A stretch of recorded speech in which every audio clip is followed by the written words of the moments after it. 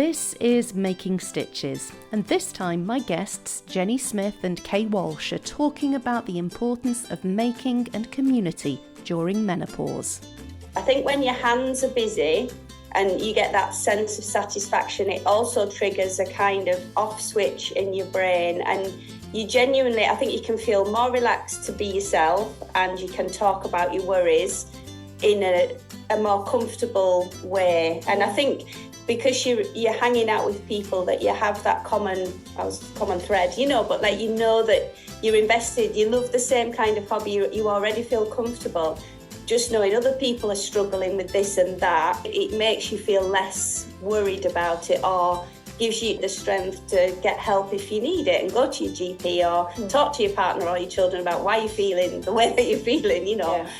And I think if you can talk to someone and do all that, and that's brilliant, and be part of a group maybe, or even if it's an online community, hopefully, which we want people to feel like they're part of our online community, but also not thinking that because you're taking time out for yourself to do some sewing that it's selfish. We don't like this term, selfish sewing. It's not selfish, it's good for you, and it'll make you feel better and happy and more relaxed, hopefully, and calm, and all of those things. And we all know as makers, there's no better feeling than that, I've made this myself. Look at that, I've created something and I love it, or I'm going to gift it to someone, like you say, and they're going to love it. That sense of pride, you can't underestimate, I don't think, how good it makes you feel.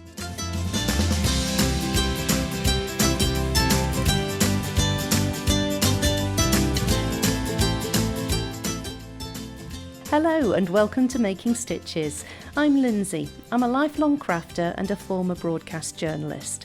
Making Stitches podcast gives me the chance to do two things which I really love: chatting to lovely creative people and sharing their stories for you to enjoy.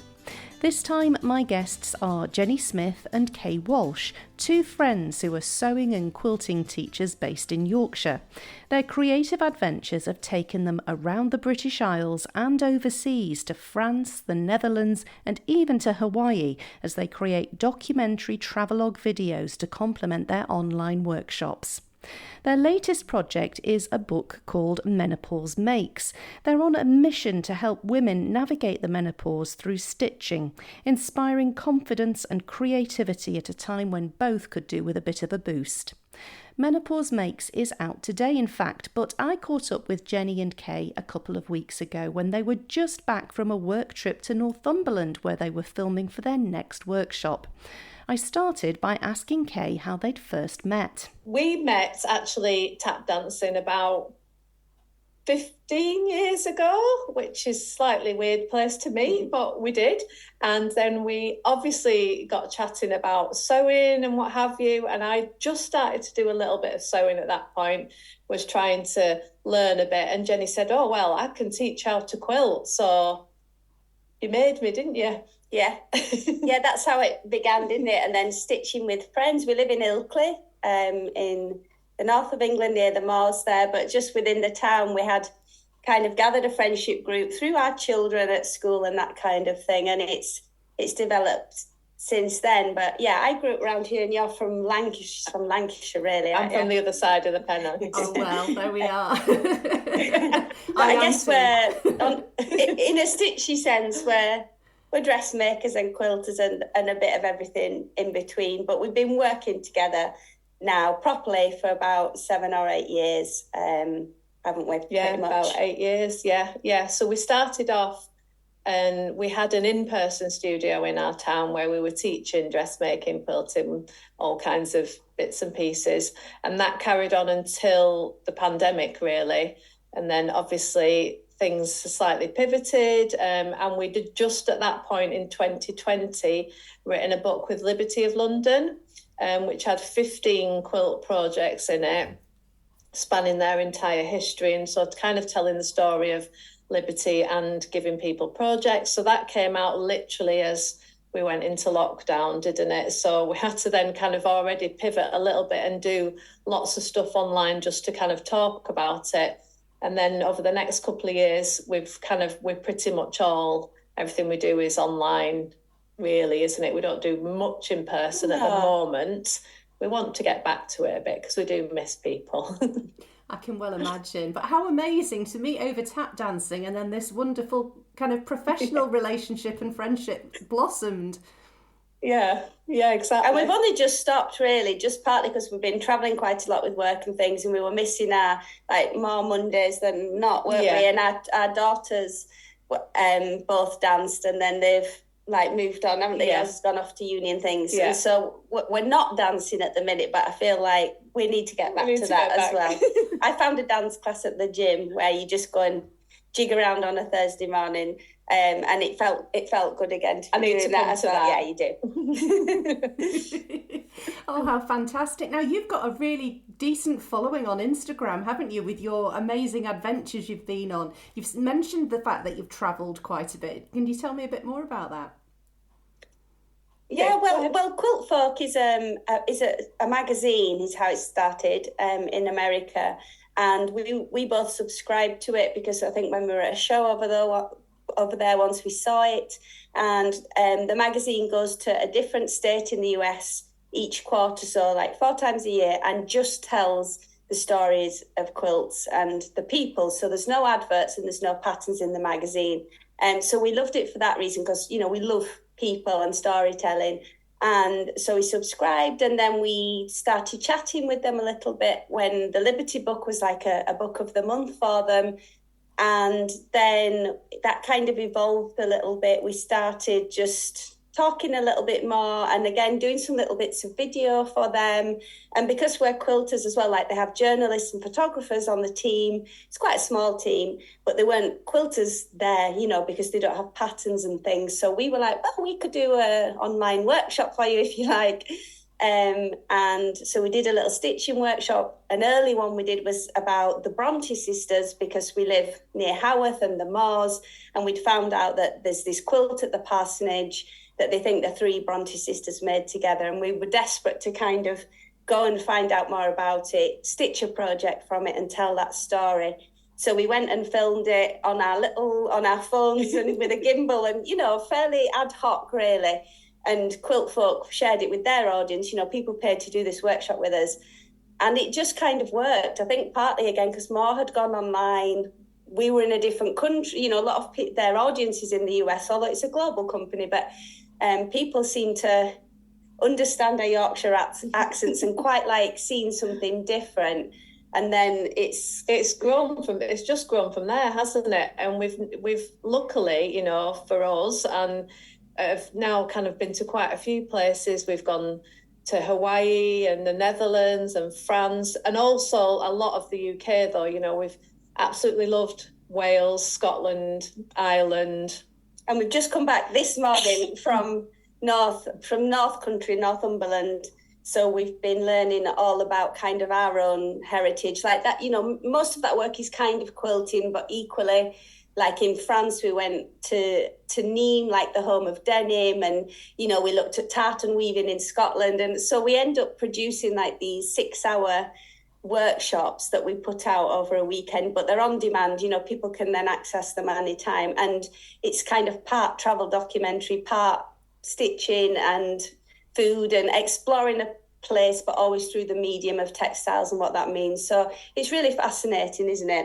Yeah, I mean, we've met some absolutely amazing people, as you can imagine, and seen things, you know, that you wouldn't know necessarily existed in the kind of textile and quilty world. And the people are always just brilliant and fascinating.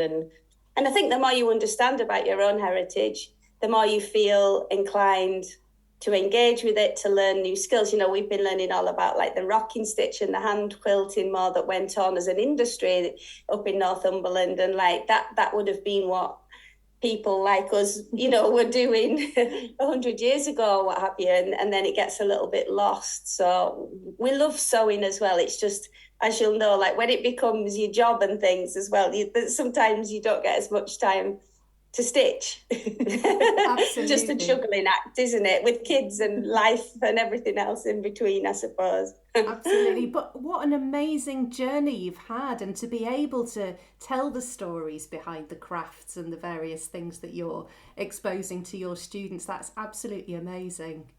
Yeah, it is really, really interesting, and we do love it and feel really lucky that we get to do this, don't we? Yeah, definitely.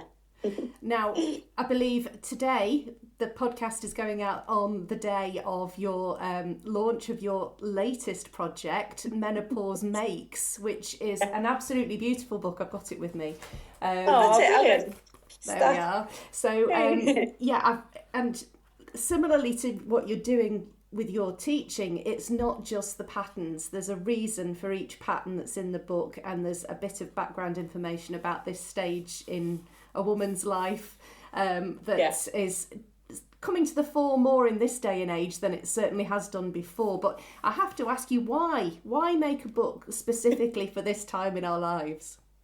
Well, we realised really, so I'm 53, Jenni's 48 now, and we just realised that we were talking about it all the time, pretty much, just because we work together every day, pretty much. We're together doing our work, that it was just coming onto the radar, and has been for quite a few years, to be honest. I definitely kind of went into perimenopause in my mid-40s probably, and, started to notice changes and kind of things that, weren't feeling quite as I would have been, etc. Got a bit very angry if I didn't put the rotary cutter blade back, that kind of thing. Definitely. Maybe you're always that. No. Definitely got the rage and things. And so we just realised we were having these conversations more and more, and having them with our friends as well, and kind of it. And we kind of started off a little bit jokingly saying, well, one of the quilts we'd made for the Liberty book was made out of Liberty Town Alone, which is beautiful and light, and this is Town Alone. And we were just like, that'd make a perfect menopause quilt, because we get, too hot in the night or whatever it might be. And then we were like, and wafty clothes where you just don't feel too restricted and stuff.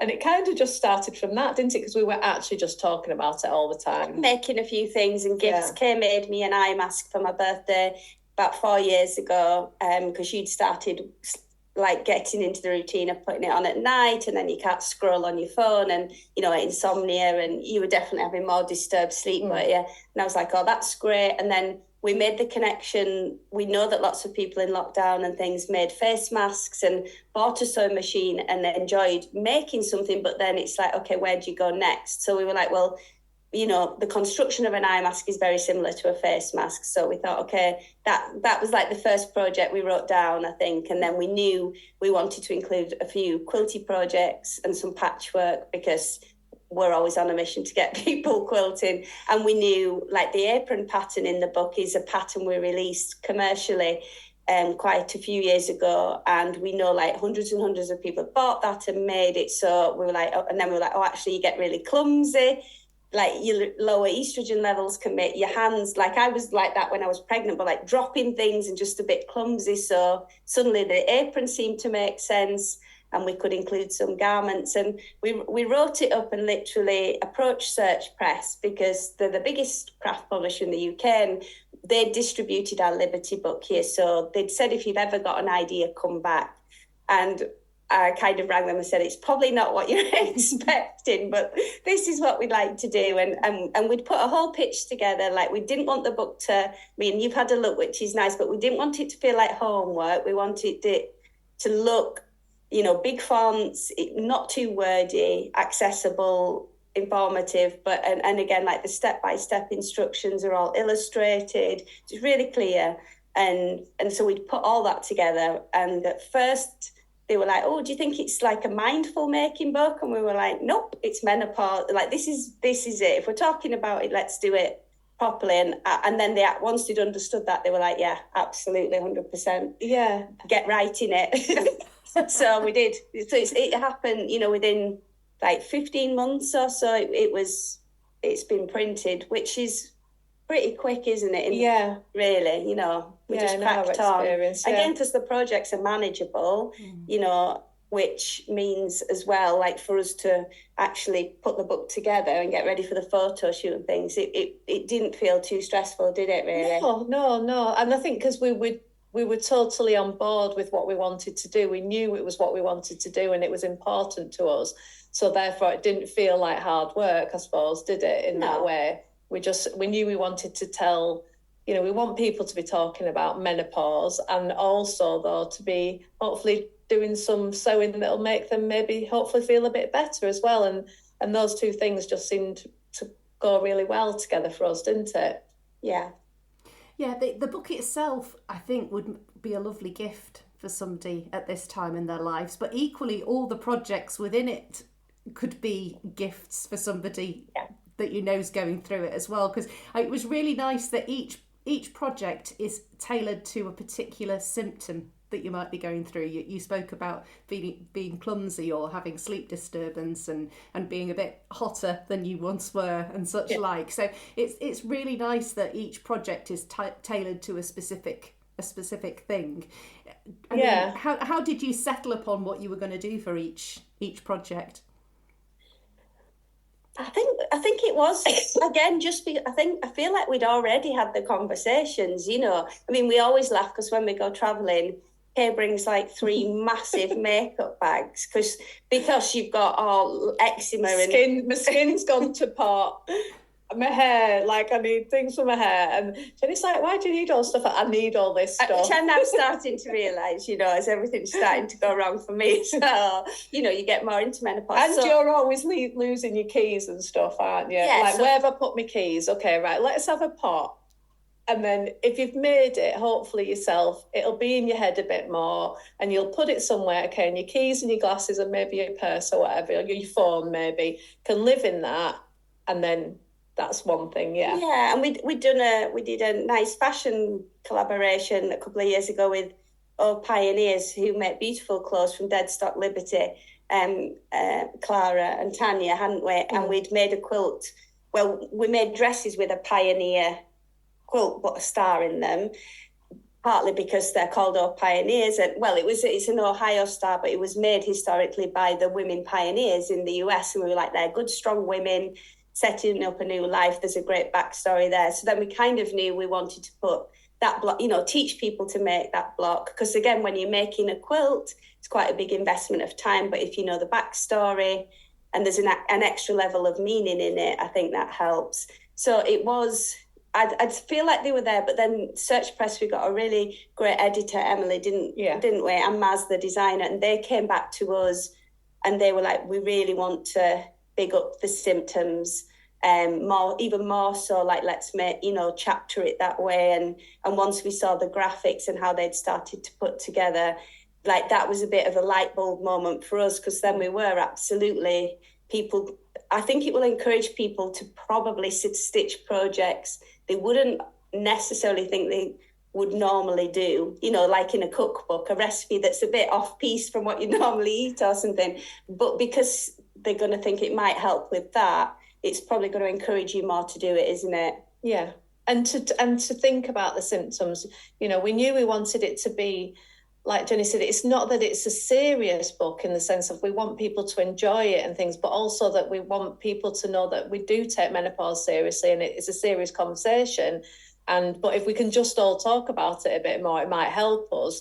So having it laid out in the symptoms like that is like, a little bit of information about, okay, you might not realise that was a symptom. Why am I feeling itchy all of a sudden, or whatever it might be? So then there's a bit more information, like you say, about that as well. Yeah, it's very much, it's very inclusive. It's letting people know we're all part of a community, and these are some of the things that if they've not occurred to you yet, they may well be around the corner, kind of thing. But don't worry about it, because that's. And even if not, just make yourself a pretty looking pillow or a quilt, as well, hopefully. But we've had definitely Alison, who modelled the jacket for us, who our friend who works in Liberty of London, she got an advance copy of the book, and she said, I think I got away reasonably lightly, actually, like having read it, because she said, I feel more informed now, probably, she feels like she's just coming out the end of it. But she said, I think like people's partners should read it, and even their children or what have you, or like you say, if a friend buys it, and you share that, even if they don't want to stitch, but you share that knowledge together, it's a gentler way into those conversations, isn't it? Because it's also about something creative, which feels nice, I think, or less threatening maybe. Yeah, Absolutely. and by 2030, apparently 1 billion women across the world will have either entered or be entering menopause. So that's a lot of people. Blimey. That we could get going. Yeah. Yes. Exactly. Between us. And then we can come and listen to your podcast and do some sewing. Brilliant. Well, if I get 1 billion downloads, I'll let you know. Thank you. Yeah, and if we sell 1 billion books, we'll buy you something very nice.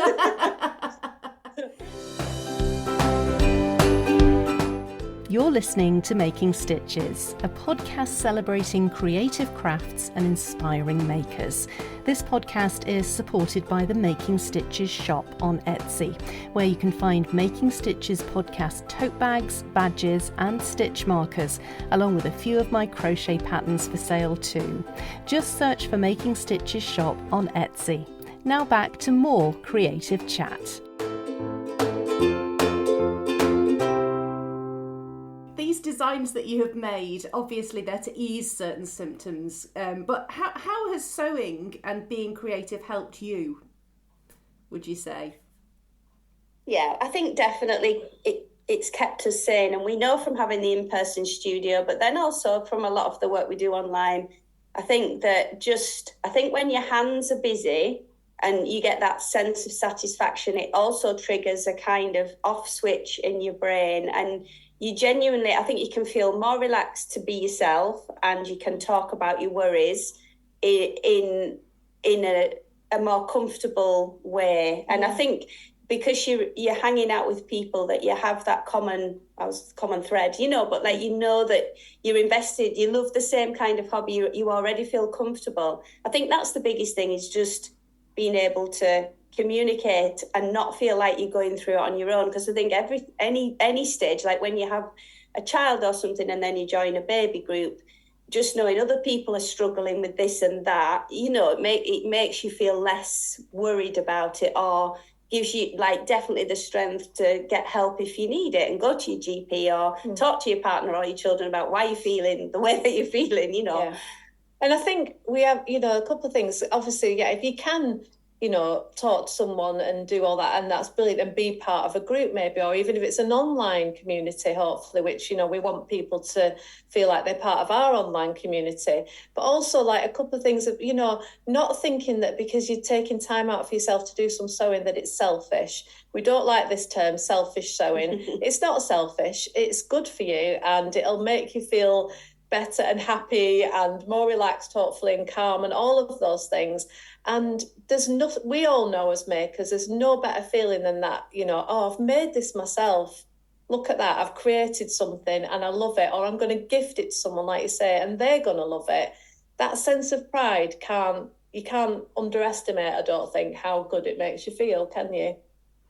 No, I completely agree with you on that sense of achievement, of actually producing something out of something that was completely different, a pile of fabric or a ball of yarn or whatever, and actually having something to show for it at the end is just amazing. Yeah. And just also playing with colour and things like that as well. I think it doesn't have to cost a lot. We tried to make, not all the projects are big, and we suggest where you could upcycle and what have you. So we didn't want it to, as projects you can stitch purely by hand. You don't even need a machine. So we definitely wanted the price point of the book and the projects in it to not be too cost prohibitive, or, recommending really fancy gadgets for everything. We haven't done that. It's just like we know from teaching, you don't need a lot I think what you need is the confidence to get started, isn't it? And that's the hardest bit, really. Yeah, and that's what we want people to just, feel like they can have a go at something and not worry about it. No one's judging you, it'll be fine. Yeah, I think that's something that's really important, isn't it? That finding the confidence to do something, especially at a time when our confidence takes a knock due to the hormonal fluctuations and whatnot. It certainly, from my experience years ago, I'd think nothing about marching into a room and having a conversation with a load of people that I didn't know. But now it's like it takes a bit more geeing up to do it, which is crazy.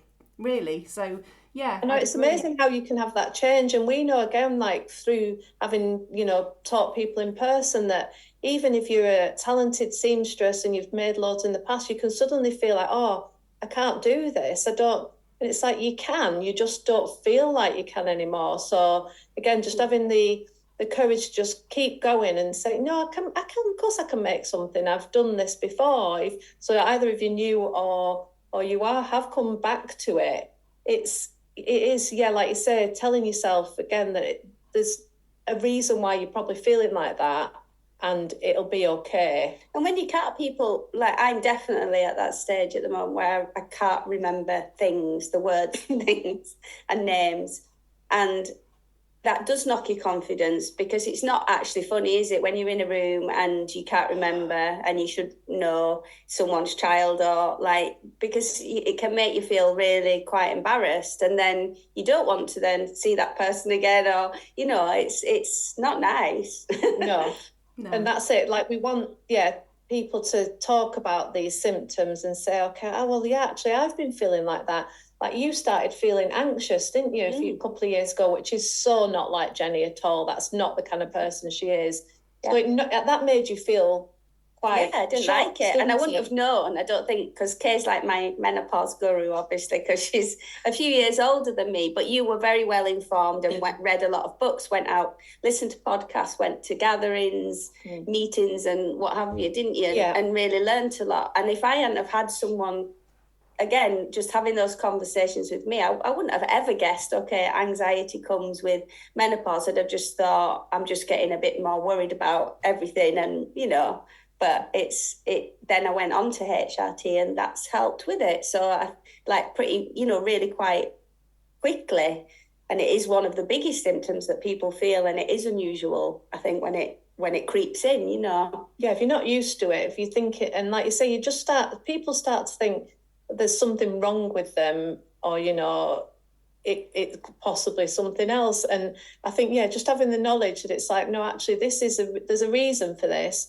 It's your hormones, it's your lack of estrogen or whatever it might be. And that can absolutely make you feel all of these things that you're not used to. And so, if we just can get people talking about that, and then, going to get advice, go to your GP if, you need to, or look at things that can help you. And, we're not saying it's just HRT, although I am on HRT as well, and I definitely feel like it's helped me. But we know as well that there's, there are other things, that lifestyle things as well. And that, like you said, sewing for us has definitely helped as well. It's like that calm, isn't it? Outside of, like you say, it can be a tricky time of life in many ways. You're in that real midlife, possibly got teenage kids or kids that are needing you, possibly got parents that maybe need you. So you're quite often in that real mid of everything. So to have all these hormonal changes thrown at you as well at the same time can be quite overwhelming, can't it? Yeah, it's really bad timing, isn't it? Blow my neck. It goes on for ages. But then apparently lots of people keep telling us it's really good when you get through it. When you're out the other side. And then you're just really happy and going into retirement, and you can just sew as much as you like. Yeah, well, that was something that I really enjoyed about reading, because you've got all the various different issues throughout the book, the different symptoms, and then you've got a little bit of information about each one. And there was a bit I was reading about how amazing things are on the other side, the light at the end of the tunnel. And when you're in the midst of it, to be honest, that's not something I'd even considered. But there was light at the end of the tunnel, kind of thing. I think it genuinely, we've definitely had, because I'd say a lot of the women who stitched with us in person for all those years were like 60 plus, weren't they, and in the 70s, and so we've actually absolutely seen that firsthand, that and then again, I think that confidence comes back, and especially if what we were thinking is, if people can dabble with a new craft if they haven't done it before, or get their confidence back with sewing, we know then there's such a rich array of projects to keep you busy for the rest of your days, aren't there? There's fantastic quilters and dressmakers and people we've met in the 70s, 80s, 90s. Freddie Moran, we had this brilliant woman we met through Quilt Folk who sadly passed away a few months ago, but we got the last ever interview with her. And she was like, if it's not good fun, you know, why are you doing it? Why are you doing it? And red is a neutral colour. You should put red in everything. And all these, you know, and we listened to her. She was getting up and sewing every single day till the day she died. And we're like, so we know there's incredible joy that can be had down the road as well. Yeah. That is so important, really. Absolutely. And it's just, I find it amazing, actually, because until I was at this stage in my life, it was never mentioned. And it's almost like it's an exclusive club, or it has been throughout the, you know, generations prior to ours. But now it's starting to break through into mainstream media. You see documentaries on telly and books like your own. And it's suddenly, it's something that can be talked about. And which I think is really important. Like you say, like my mum never talked about it. In fact, I kind of asked her recently, you know, what did you feel about it? She said, I'm not really sure. I kind of was really aware of what was going on. And then I thought back and it's like, you were always shouting like kind of 3-4 teenagers at home and, you know, and probably a menopausal mum. Like, maybe like you just weren't aware that you were going through these changes or whatever. But we've had conversations, you know, with our children whilst we've been writing the book and our older children, and I think it's nice for them just to feel equally that they can ask us how we are and learn a little bit, and it doesn't feel like a taboo subject at all, and that can only be helpful, can't it, on everyone's part? Because I think one of the worst criticisms is that, oh, you're not quite yourself, are you all right, Mom, you know, what have you, and it's like, that's not helpful, is it, really? You know, but so I think even just kind of talking through more so that, or you can explain, well, no, maybe I don't quite feel like myself, but this is the reason why. It makes you feel, it's the research for the book and writing it down has made me feel a bit more empowered, I think, to have those conversations as well. And we feel like we've got each other to have all these conversations, but that's partly why we really wanted to write the book and get it out there, because we know we're lucky that we've got that, but a lot of people don't have that, do they? So, or then if they can go off and find those people, whoever they are, or just feeling themselves a bit more self-aware and knowledgeable, that's a good thing, isn't it? Yeah, and like you're saying, talking to your children or your partner, your husband, whoever, so that they understand. Again, like I think it's good that these are conversations, like you said, that are actually starting to happen now, because it's going to affect half of the population, you know, every woman, to what extent it affects them, but every woman pretty much, you know, is going to go probably through menopause, you know, barring obviously some exceptions. But so that it's important that we're kind of talking about it, isn't it? Because, and like you say, I think we're getting that knowledge that we now understand how it's affecting us more. So then, well, okay, if I understand it and then I maybe can deal with it, it's when you're just in a bit of a fog and you don't know why, then that feels hard to deal with, doesn't it? Yeah. Absolutely. It's so true that knowledge is power, and you can cope with so much more when you know what something is. It's the unknown that is really the worrying thing, isn't it? Yeah. Oh, well, this is absolutely fabulous. I mean, I've thoroughly enjoyed looking at the book, and I will definitely have a go at some of the projects in it. What are you know, what's the next few months looking like for you as far as getting the word out there? Well, I think we just really want to enjoy it. You know, now we feel like, I think that's when a book actually feels like it's real, is when someone's actually seen it, and then you can, this is the fun bit for us. It's like, okay, yes. And especially when people then start to put their own spin on the projects, and so we want to see things out in the wild. We're at Festival of Quilts, which is like the biggest quilt show in Europe, in Birmingham in the summer. We're going to be there and have like a little lounge art way together with Orifil Thread, who so we're going to have a space we've got to get excited about how we're going to decorate it all, but have all the projects. And you know, that's 4 days where there's thousands of women come through that show, and we just hope that we can start to have all those in-person conversations and keep on doing more online and chatting. And exactly, and exactly, that's Jenni's absolutely right. I think, we get excited then when people start to make things, or then they tell us that, they're proud that they've made something. And so we really look forward to that and hope people will absolutely share with us. And we've got the Jenni and Kay Create on Instagram, but we've like when we'd first got the title for the book and things, we have got the Menopause Makes Instagram. So we want to dive into that and have a space just through that where we can share that. And we have got a website, menopausemakes.com. And so that will have, we've filmed all full video tutorials. So they will be, the first one will be free and then they'll be paid, but they're proper, our videographers and everything, we've made all that content. So for people who are more visual learners, they could sew with us and then people can contact us through that. So for us, it's just the start, I think, of trying to build not a campaign, but a community around it. And, we think it's got enough scope to keep us busy for a while, but whatever, and we will be open to whatever direction. Yeah, there's definitely more projects in our heads that we could create in this sphere. I want to buy an old library bus, but this is a Jenni, an old library bus and have a Menopause Makes bus and go driving around communities and getting people sewing. Yeah. That would be cool. But, we're quite busy, so I'm not sure if that's going to be... For the future. Yeah, a camper van or something. But to try and... I think we've missed real life people a little bit. We love all our online work, but the lockdown was a funny time. And so we do want to try and get out to other festivals and events, don't we? And see people in real life. That'd be nice. Thanks so much to Jenni and Kay for joining me on Making Stitches and for sharing their story with us. If you'd like to find out more about them and their brand new Menopause Makes book, you can find all their links in the show notes for this episode. And thanks to you too for listening. If you enjoyed this episode, please share it with anyone who you think would like to hear it too. And if you have the time, I'd really appreciate it if you could leave a rating and a review on your podcast app too, please. That way, more people will be able to find out about Making Stitches podcast.